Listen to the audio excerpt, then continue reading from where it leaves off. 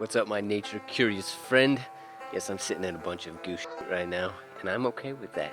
It's been an eventful couple of weeks for nature. Dorian really did a number on the Bahamas. The Amazon rainforest is burning like crazy. This Friday starts the global climate strikes. You can find out more about that at globalclimatestrikes.net. And there was a really cool discovery about electricity conducting fishes that you know I'm gonna nerd out about. And of course, the chosen one and his administration keep rolling back protections for wildlife and the environment. So sometimes I like to just forget about all the crap going on in the world and go spy on fishes.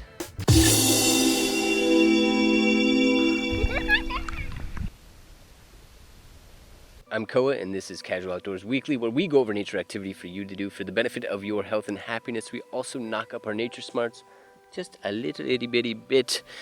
We do that all under 6 minutes. This week's Casual Outdoors activity is to attract a catfish. Catfishes are masters of chemoreception. That is, they can smell really well.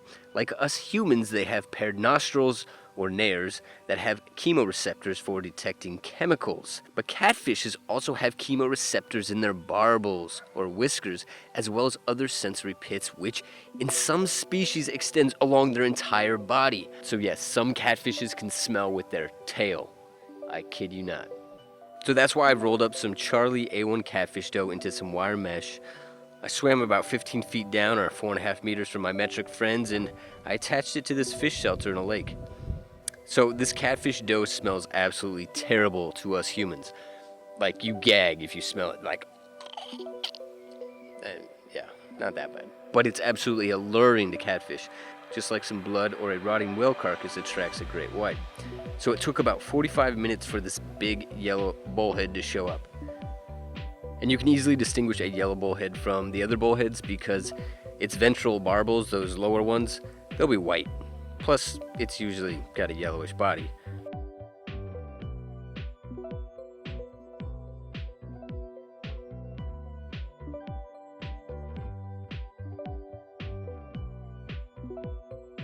So I was so happy to see this big bullhead show up on camera. Seriously, I've been swimming in this lake for decades, and I've caught a number of bullheads, but I never actually saw a big bullhead while I was freediving or swimming around. So it was so cool to see a nice adult on camera.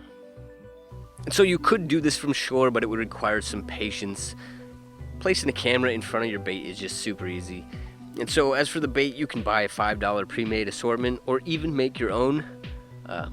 Dog food and corn and flour are a good start for that. So I'd rate this as an easy breezy activity that isn't too expensive. You just got to get the catfish bait. And if you want to use a waterproof camera, you can get a cheap one for like 30 to 40 bucks. Nature is nifty. I saw a study come out last week that I was so happy. They discovered new electric eels. Published in Nature Communications, a group of scientists discovered that there are actually at least 3 species of electric eel and not just one in Greater Amazonia. And one of the new species produces a far more powerful jolt of electricity than previously recorded in Electrophorus. So basically, these scientists did their due diligence in their genetic and morphological analyses to confidently say that Electrophorus has at least 3 species that resulted from allopatric speciation, or that's just speciation that occurred from geographic barriers.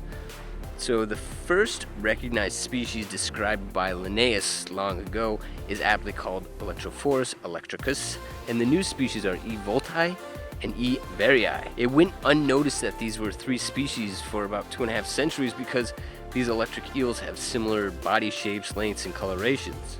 But under close examination, they found distinguishing physical characteristics to separate the species that also agreed with the genetic data. They even measured the electric discharge of the new species, E. voltii, giving off an 860 volt discharge, which is even more than 200 volts higher than previously recorded for Electrophorus. That'd do some damage. Check out these other photos I took recently of some really cool fishes. Isn't that a beautiful rock bass? Also, I'm going to put a poll on this video with some absolutely ridiculous question, but I'm testing out the poll feature. Please toss a vote up. Spread some knowledge. Be nature heroic. Thank you for watching.